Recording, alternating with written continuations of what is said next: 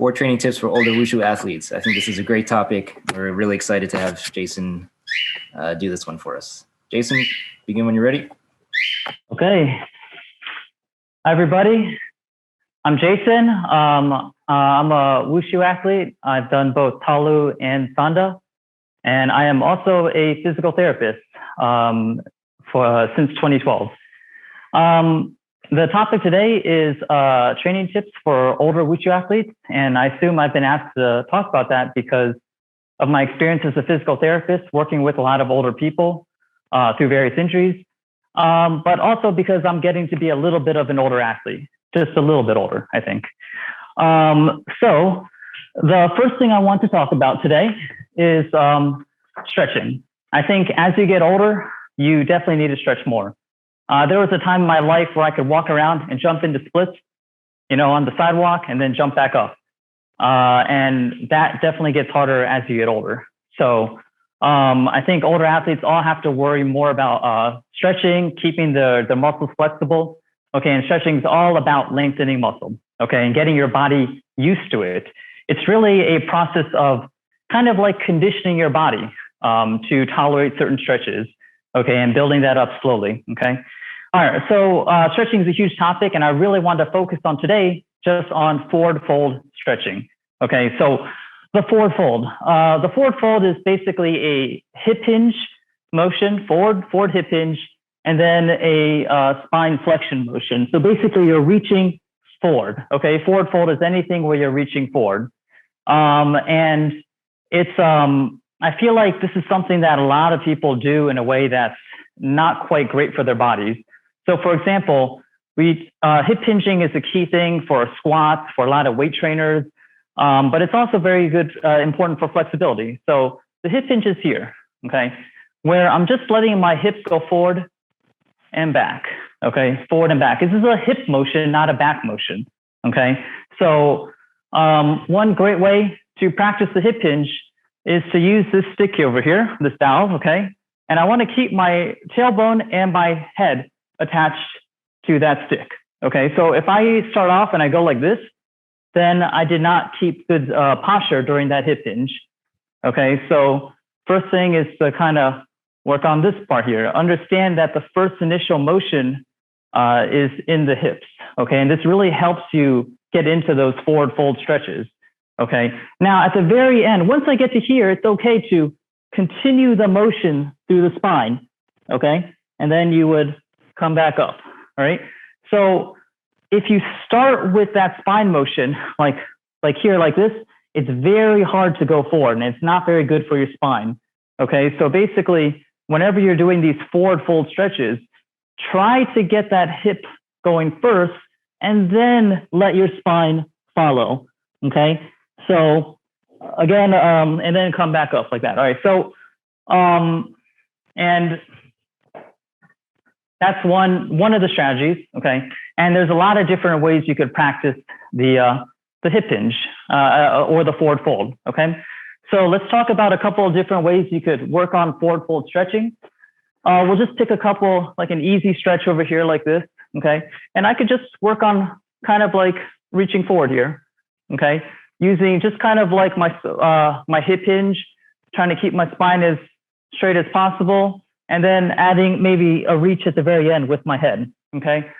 You could also use reaching, okay? That's a very natural motion. You could reach cross body, same side, both hands at once, okay? Reaching, okay? You could pull yourself into the stretch with like a rope. It's another common strategy.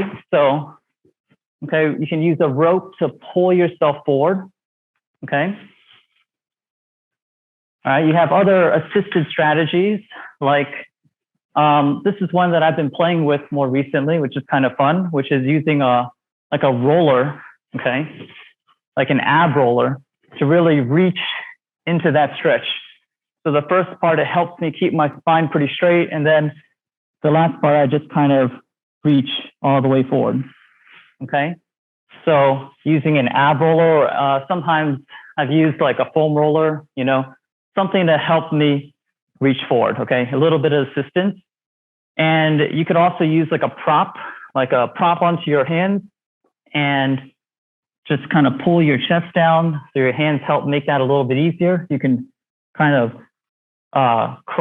same side, kind of get your right shoulder down, and then cross body motion, like get that other shoulder across.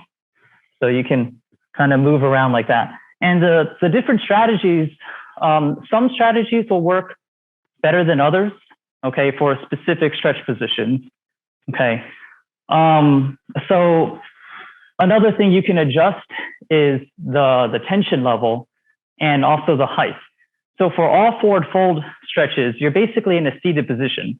So if you're in a seated position, like anytime you're seated and your like hips are either like level or below your legs, it's a little bit harder to keep that back straight, right? So one thing you could do is elevate your hips a little bit, okay? And then that helps you keep that spine a little bit straighter, okay? So you can change the height. So definitely for some of the more kind of difficult stretches, like say just, the straight, like sit and reach stretch here. It helps me to kind of lift my hip up a little bit and really focus on my form and then trying to get that reach as best I can. Okay, so that tip is from GMB Fitness.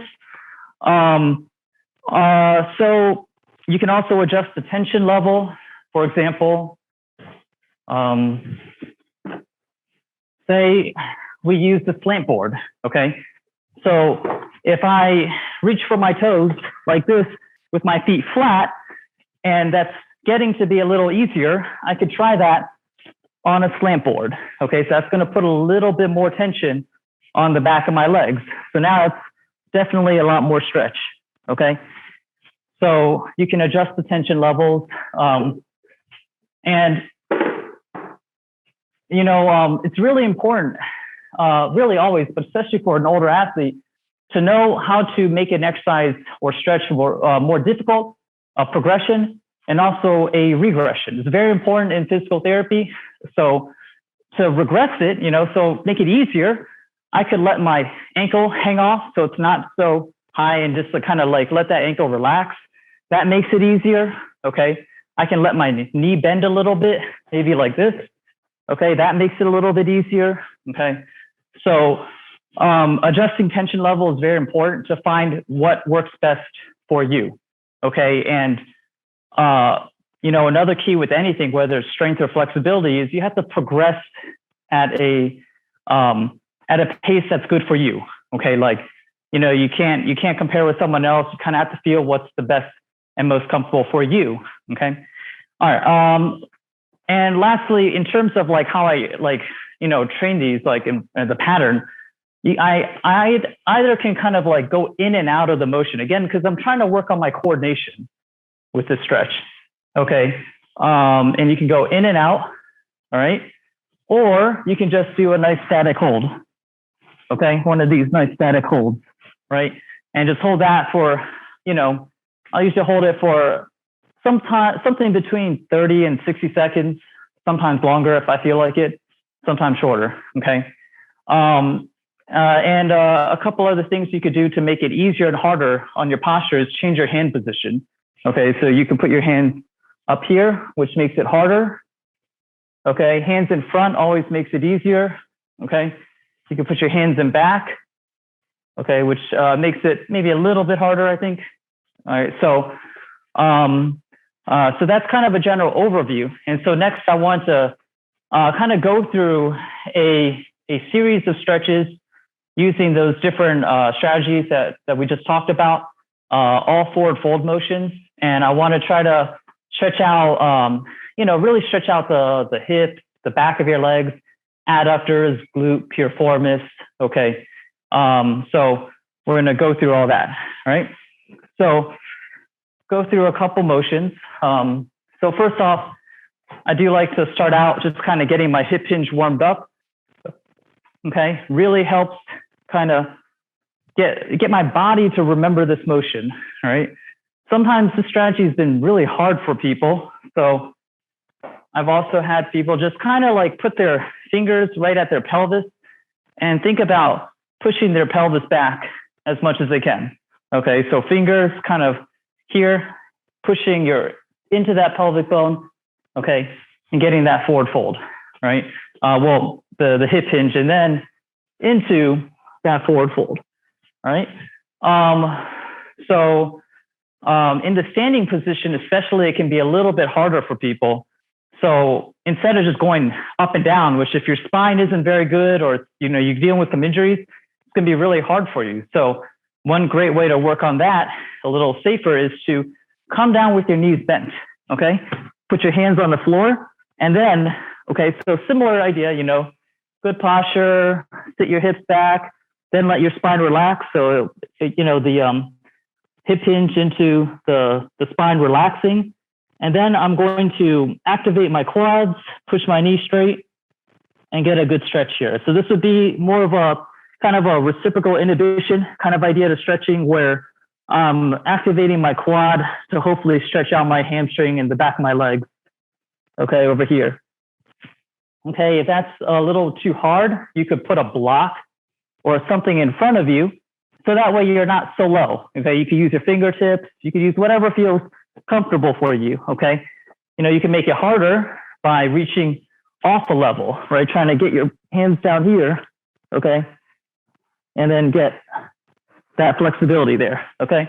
And then with this strategy, I'd have people bend their legs and then come up nice and slow, okay?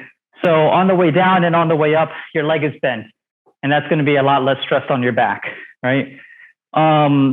So the next one is all the seated positions, okay?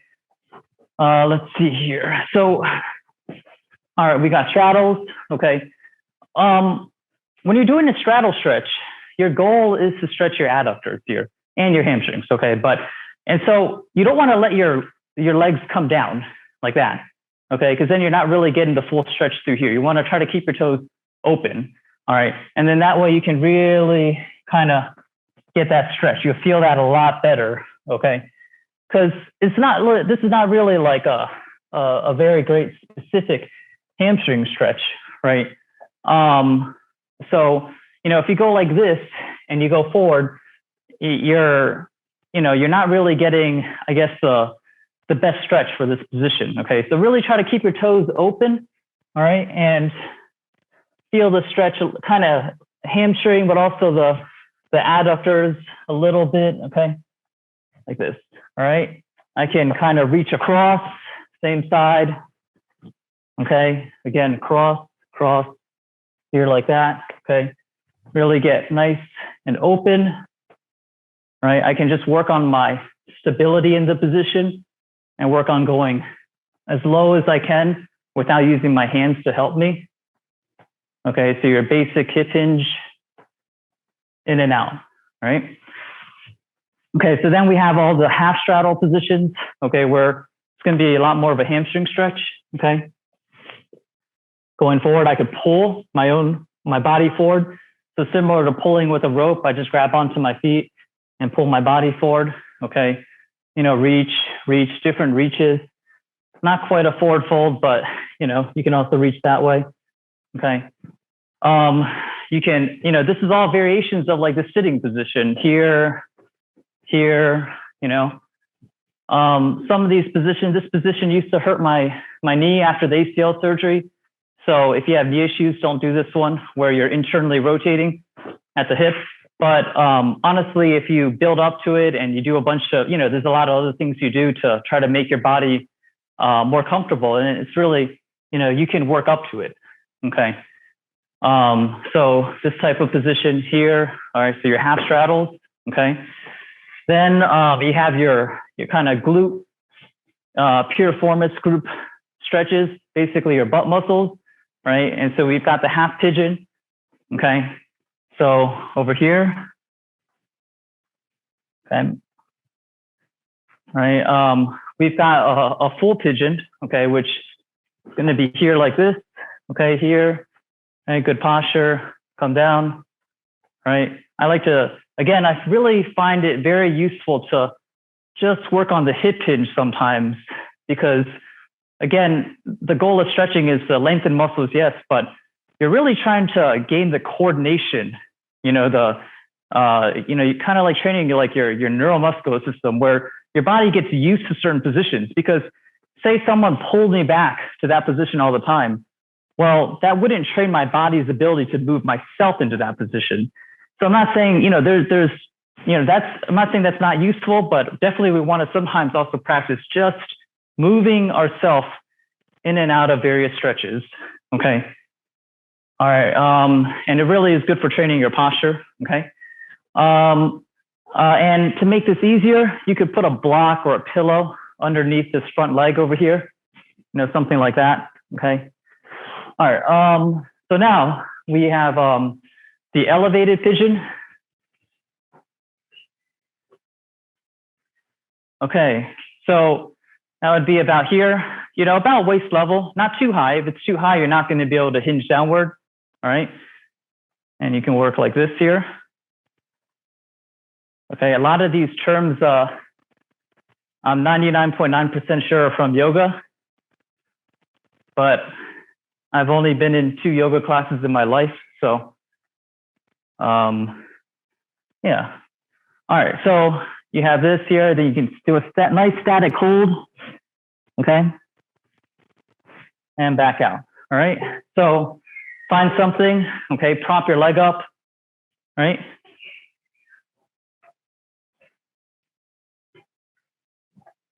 All right. So let's see. And that's forward folds. All right. Let's see. All right, good. And so there's a bunch of other positions out there. There's kind of this squat variation. So it's not just the forward fold. Today, we really focused on the forward fold, right? How you could kind of like make it, still based on the hip hinge, but you could sit, right? And focus on kind of like still definitely have the hip hinge. And then you could kind of almost like squat into that motion here. Okay, for a stretch as well. Okay. All right. So let's move on. Stretching is a huge category. There's a lot of different ways you could do it.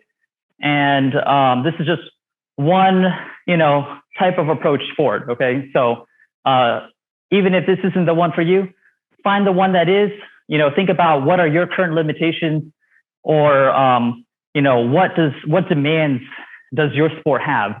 And, gear toward that. Okay. All right. So next up, I want to talk about mobility. Okay. So joint mobility, right? So flexibility is about stretching muscle. Okay. Usually people, when they say mobility, they're talking about moving your joint. Okay. Joint mobility, which is going to improve your joints range of motion and your coordination. All right. Focusing on just like moving the joint, but not necessarily stretching the muscle. Okay. And this is kind of like, sometimes it's a little bit of a spectrum. In some motions, you get a little muscle stretch. Obviously you get joint mobility because you're moving. So anyways, here's one type of approach. Okay. There's a lot of mobility. Okay. Just like stretching, it's a big world of mobility. And my goal is just to kind of introduce a couple ideas. Right. So the first one is rocking. Okay. And rocking, you're just going forward and back. I think this got very popular. All of a sudden, just so many different groups came up with their own version. These are all based on people studying how babies move. And, I've been doing a lot of that recently as well. And it's a whole lot of fun. And so, I did watch, see my daughter do a little bit of rocking, not too much, but just a little bit. Okay. So you can open this up and kind of like get your legs out a lot wider like this. Okay. Right here. You could switch up a couple different things. All right. You can also make this motion a little bit bigger, kind of in and out of a child pose. Okay, to the cobra. Right. Okay, over here. Okay, we can elevate the motion. Okay, another, there's a big world of rocking. Elevate, back out to here. Okay. So really, all these rocking motions, you're getting a lot of that hip hinge mobility again, a lot of coordination. Okay. Kind of lower. I can focus more on kind of bending my knee down, up. The higher I get my hip, the more it becomes more of a pike. Okay. like here, or back into here, like that, okay? You can work on, recovering from a shoulder injury. Some people can't do full push-ups, right? And so as you're getting older, you're bound to have, hopefully not, but most of us do get some injuries here and there. And so, there may be a time where you really need to regress. Maybe you're like, you used to be able to do like, 100 push-ups, but suddenly you get a rotator cuff strain, and so and you can't do that. So regressions are very important for recovery. And one great way to kind of take it back for the push-up is the rocking push-up. Okay, much, much easier than a regular push-up. I've got people who are, really not even close to being, ready for a push-up, and they can a lot of them can do this one, okay? All right, and we've got inchworms, all right? So we're gonna be over here, okay? Walk it out, walk it back, walk it out, okay? Walk it back. Okay. All right. So again, mobility, right? Very important, and it's a big role. So that's just rocking, one type of mobility work. There's a lot of different things you could do in that quadruped position. Another great one where I don't quite have the room for here, so hopefully I don't end up banging into something. Let's see. Okay, so we're in this position here. I'm going to lift up a leg, rotate, whoops, and almost banged into something. So you're here like this, okay? Then you rotate back, nice and smooth, okay? And then you come underneath, okay? We're here, and then you come back to your starting position. All right, so you could just use your hands, but I've had these two, I think like power block dumbbells, okay? So one more time here, right? So you kind of want to lead with whichever leg you're starting the rotation with. You lead with that leg. Lead, lead, lead, lead, lead. Nice and easy. Okay, here. All right, come back, lead. Okay, rotate through. To here.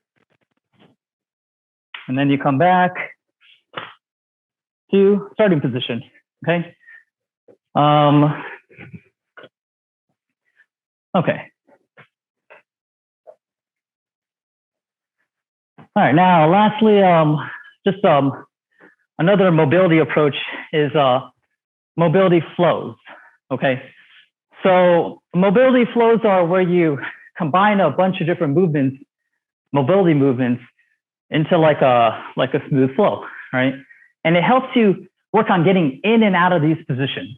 Okay, so for example, I might start off in a seated position, kind of straddle, okay? Get into a hip switch, right? Come back up, go right into a squat, okay? Sit, relax, go into a twist over here, okay? Then you come back, you can twist the other way, okay? And then you come back up, squat, and you can sit back down, right? You can do that type of flow, switch, come into a drop stance. Really, this is more of a side split squat, okay? All right, here, come back down, and then come back to here, right? And this is the kind of stuff, honestly, did a little bit more when I was more focused on Wushu. Sometimes it can be great to just get repetitions, right? And so I could be like, okay, I'm gonna do 10 of these, and each time I got like 10, it's like maybe eventually I went in and out of like that cross leg sit stance, which was always super difficult for me in my Wushu days. And you get repetitions. Okay, so this idea I got from I think a group called Budokan. And but I'd already, done some stuff pretty similar to this, and just a lot of joint mobility. So again, you practice going in and out. Here, you can go into the sit stance, cross sit, back to squat, back down. You come back down here, and of course you could get, if you want to challenge yourself, you could try all that without hands. Okay, here, and then back to squat, down, back to here. Okay. Oh, that looked pretty bad, I'm sure, but that's the idea of a mobility flow. Okay. And the last thing that kind of got more popular in this kind of rehab training space is mobility play. So mobility play is like you take these mobility movements and you do them randomly. Okay. So you might pick like 5, 10, or more, depends on how many movements you have in your repertoire, and you just like go for it. A lot of like mobility work came from people looking at what kids do.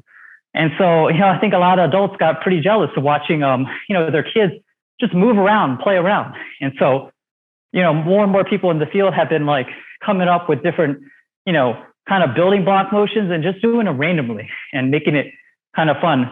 Now, honestly, I don't really do too much of that, but it kind of made sense because it's kind of what shadowboxing is, right? You've got your basic kind of motions, and then you might do them randomly, right? So that's kind of a great way to get good at motions. So just a couple ideas for you with that, right?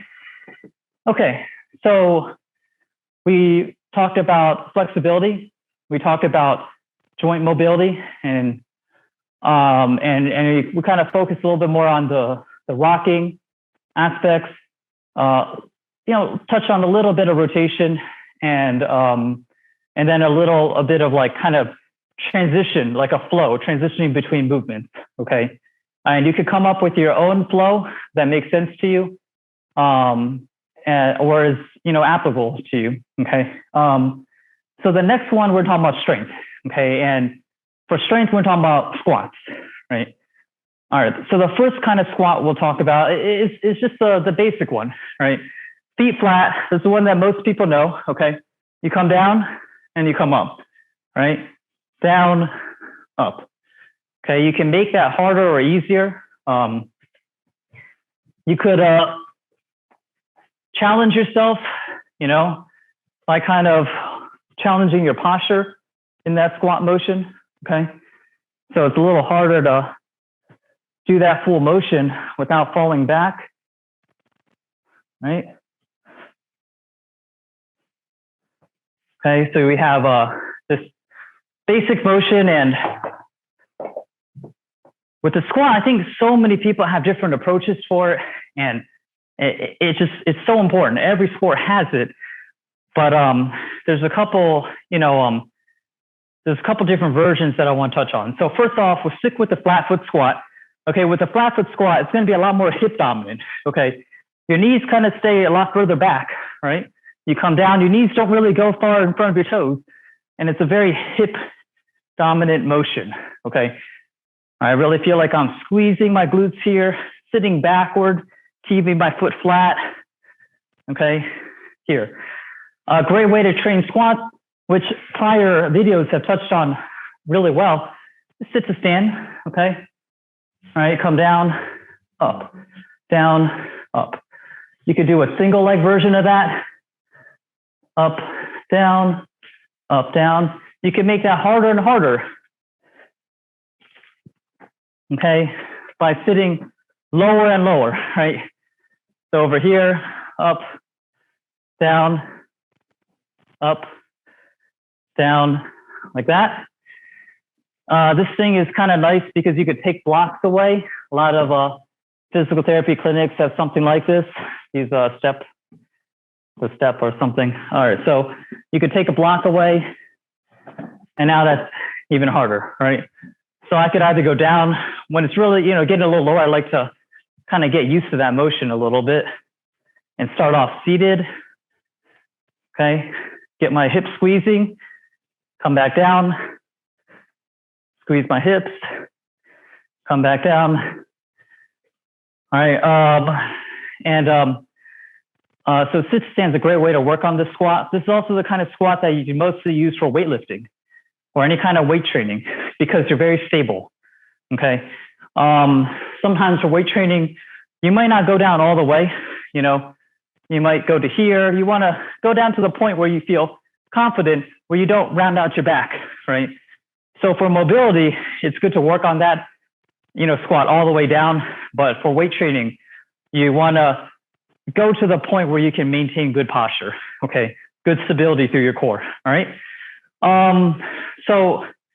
But that's not really the focus of today. And I should do more of that, but I haven't really focused on that type of squat quite as much recently. So there's another kind of squat that is getting more popular.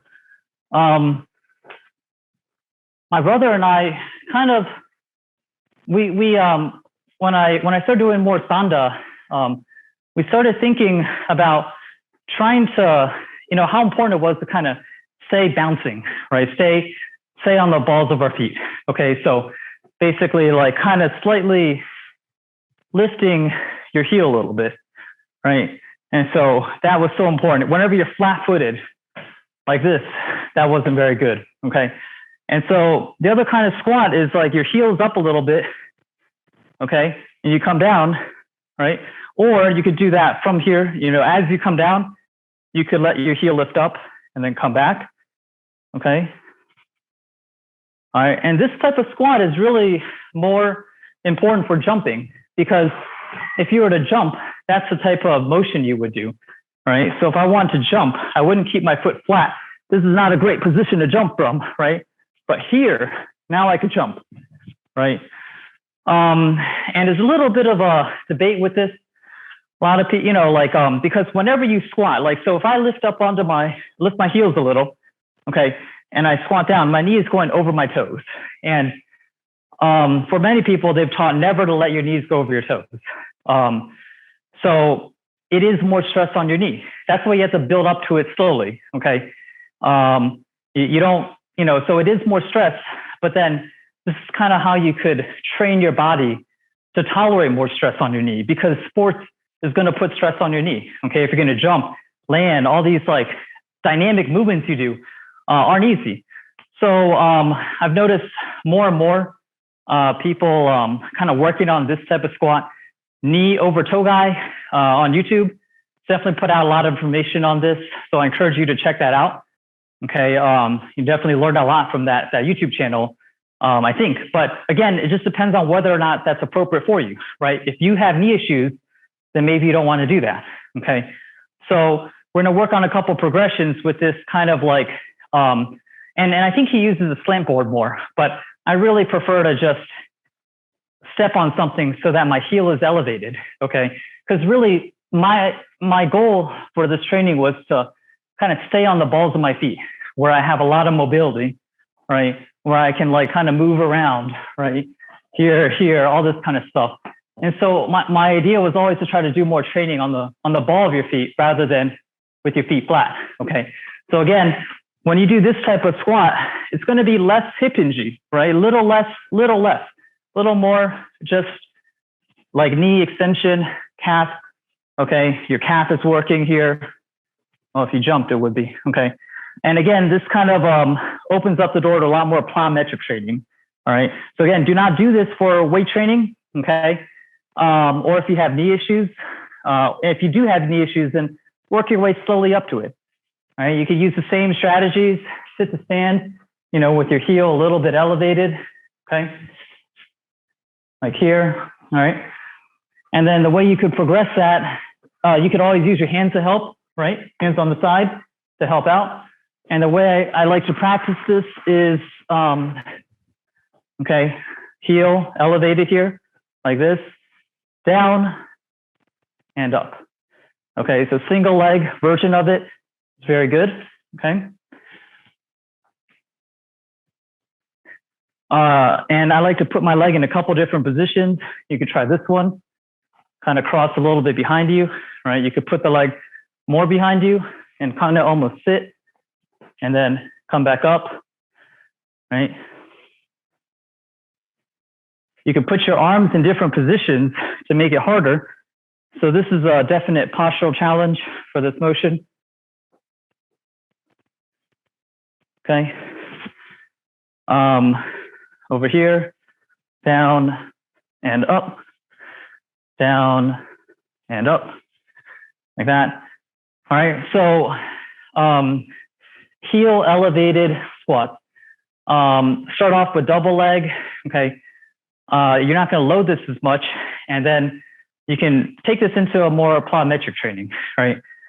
So plyometric training, you have got a couple different ones that have half squat, all right? Just a couple ideas, kind of half squat, plyometrics, okay?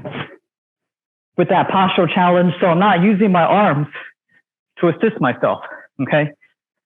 I could go all the way down even to really, you know, I'm kind of trying to put some stress on my knee because I want my knee to be able to tolerate that and be, you know, in sport where there is a lot of stress on my knee. All right, so here,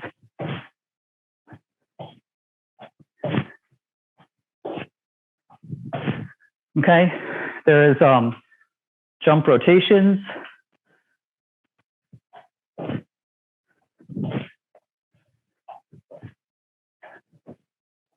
Whoops. Okay. All right, so I did a lot more of that in the Wushu days for sure, and really help with my control, my explosiveness. All right. Oh, and also you have the static one where you come down, you hold, explode, come down, hold, explode. Okay. So, yeah, that stuff will definitely tire you out a little bit, especially if you haven't done it in a while, and especially if you've gained a little weight. Okay, so just to summarize, you have these two types of squats, right?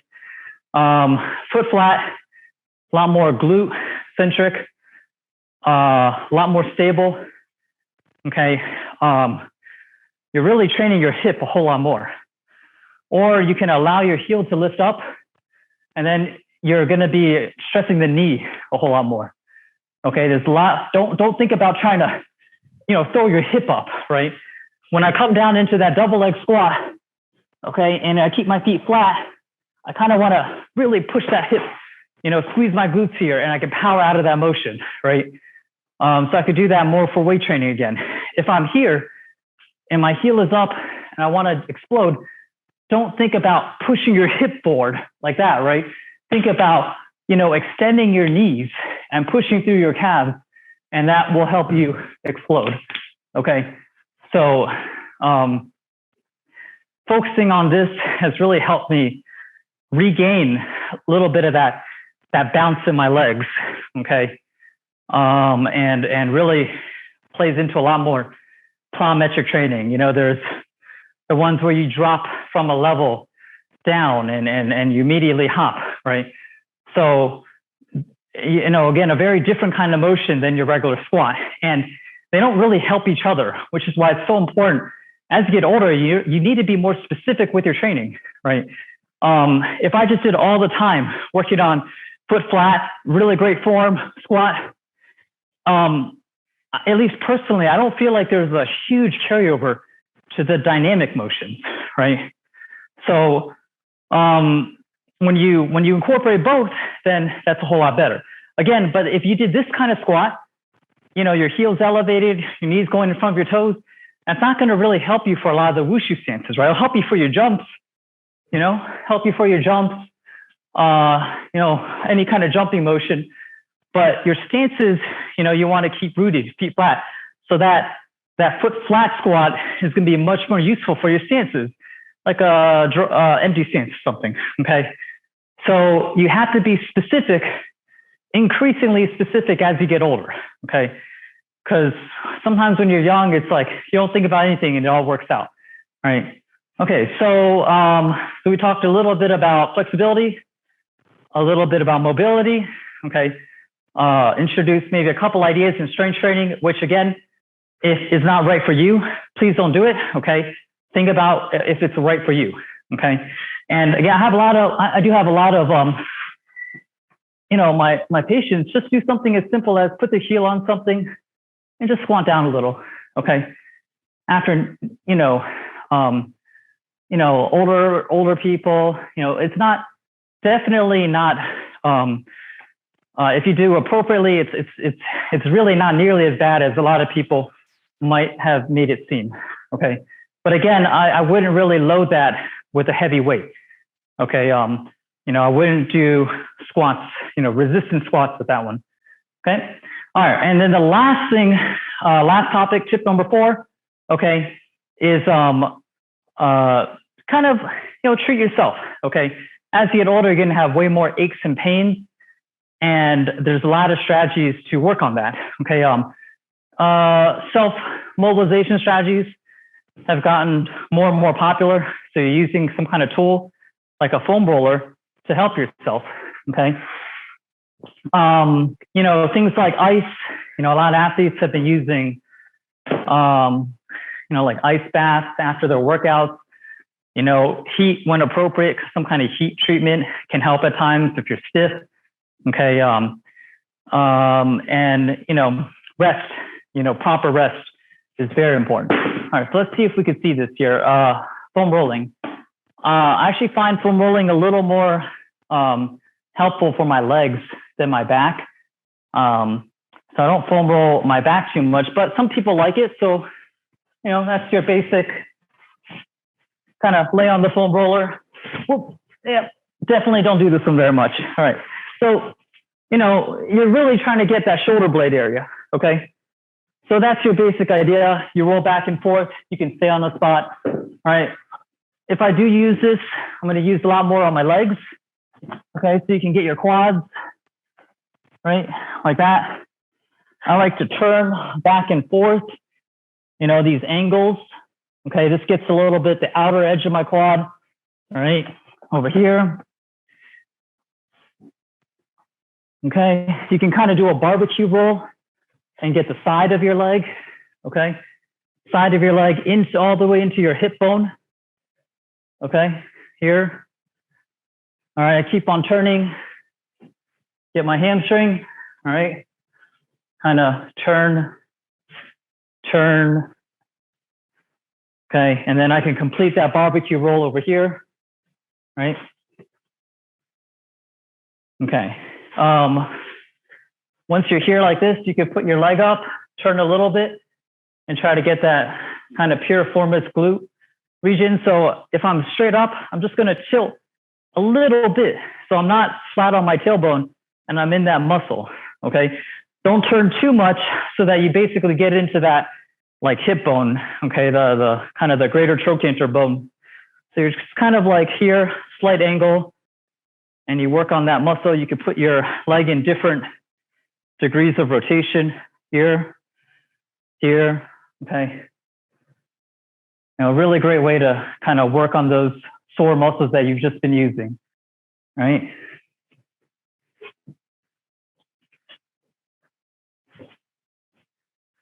Okay, so now finish up with a couple more ideas.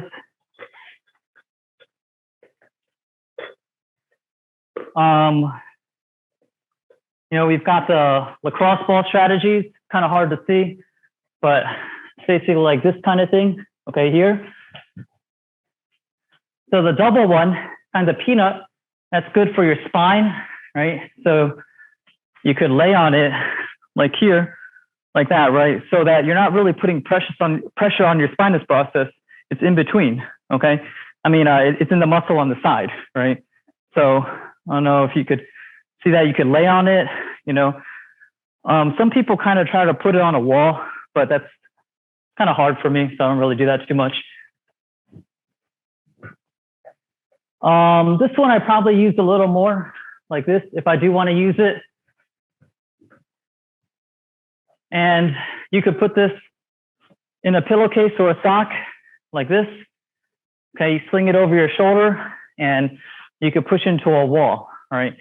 This one I actually really like getting into the shoulders, kind of right back here, you know, around your like infraspinatus area, that muscle in the back. I really like working this area here, okay, kind of through that middle low trap area too. So with these, you just want to put pressure. You can move a little bit, slightly up and down, but I find the sustained pressures to be much more useful with this type of stuff, okay? You really don't have to like move around a lot. You just kind of keep a pressure and slowly work on it, all right?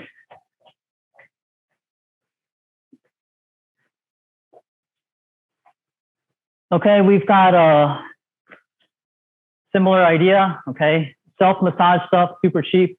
You can really kind of work into different areas if you have any sore spots, right? Again, you just kind of keep the pressure. You can work on the arm in a compressed way and work on that same point with the muscle stretched out a little bit. You know, you could work on it in between, but work on that same point in different positions. Don't just always work on that muscle, that spot in the same, with the same position, right? Like move, compress that area, okay? Stretch that area, and you know, you could just put it in the middle too, all right? Okay, so for timing purposes, again, I'll spend about 30 to maybe 90 seconds on each spot, sometimes less, you know, sometimes I just get a little bit and it's fine, right? But you know, you can move around a little bit, more like maybe a kind of a massage approach. But again, the most useful I find is like the holds, okay? You know, unless you have like a masseuse, of course, that's different, right? But for you working on yourself, I find holding that position is much better, okay? Last one, you got massage guns. Okay, I really like these, but I made a couple mistakes in, you know, early purchases. You know, trying to get a discount, I guess. I recommend getting a massage gun that's definitely you can adjust the level if you do want to go into that. You know, if you're interested in a massage gun, get one that you can adjust. So it's not like, you know, because every muscle can take a different amount of pressure, right? My quad can take a lot more, you know, pressure than my shoulder, right? Or my, you know, the muscles in the back of my neck. Okay, so you definitely want a couple of different like points, you know, different like shapes in front, and you also want to be able to adjust the level. And ideally, it's not too loud. Okay, so you can work on different spots, right? You know, here, you know, and again, same idea. You could work on it with different positions. Like for example, my quad, I could work on it in a kind of stretch position here. Okay, over here, like this. This one I could just move around. This one's nice because you could kind of move and scan, okay, and figure out where you feel more tender, okay? Our bodies have, you know, areas of kind of more weakness, more tension, that have more lactic acid, that have less good circulation, and where the muscle is just a little bit weaker and a little bit tighter. You know, layperson term could be like a knot, right? They're sources of, it's kind of a body's response to repetitive stress that's too much for the area. You know, for me, we could call them trigger points, right? And you could have an active trigger point that's actively giving you pain, you know, maybe even like some kind of like pain that goes down a certain path. So it doesn't even stay localized. Or you could have a latent trigger point that's a little, you know, that's just like, you don't really feel at all. But if someone touched that area, you're like, wow, that's so tender. That hurts so bad over there, you know? So, you know, obviously, ideally, you'd work on the, you know, the latent trigger points before they become active trigger points. And this is where going to physical therapy could be useful. A lot of other, you know, more, you know, not, you know, physical therapy strategies like dry needling or something that, you know, you probably wouldn't, you know, you wouldn't be able to do like on your own. But these are a couple strategies that you could do on your own to address these trigger points or just like knots or tight areas. Okay. And when you work on it, if you don't work on it too hard, you're improving circulation in the area, water content, decreasing tension. Okay. But if you work on it too hard, you could actually inflame it more. Okay. All right. So that is it, I think. So to summarize, we have 4 tips. Okay. And the first one is stretching. And here I talked about one specific approach to stretching, the forward fold, where I kind of broke it down into like 2 components, the hip hinge and then kind of the spine flexion part of it. That's at the very end, like the cherry on top. Okay. But focusing a little more on the hip hinge part of it. All right. So say I'm in like a butterfly position here, like this, right? I don't want to round my back. If I round my back too early, it's really hard to reach forward, right? I don't have any momentum. So if I can like get my back a little straighter and come forward, that's a lot better. Okay. This one is really challenging if you, you could like have someone step on you. It's definitely gotten tighter for them. You could put weights here like this, and try to like lean forward. I don't know, something like that, right? But definitely having someone step on you is the easiest way for me to work on that. So when I've been a little more flexible, someone's stepping and I'm reaching and getting a good stretch, okay? And really trying to keep my spine straight at that early portion. Okay, and then if I round my back at the end, right? Like once I'm here, if I round my back, that's okay, right? Okay, so number 2, we talked about mobility. That's joint mobility, okay? And again, instead of focusing on lengthening the muscle, you're focused on moving the joint in various ways. Even just something like this is a type of joint mobility, right? Just kind of working on getting my body comfortable with rotating my hips, okay? And then squeeze, come down here, squeeze. So again, joint mobility is a really broad category, and you're working on coordination, you're working on moving the joints and really coordinating your body to move into this. So it's much more dynamic, okay?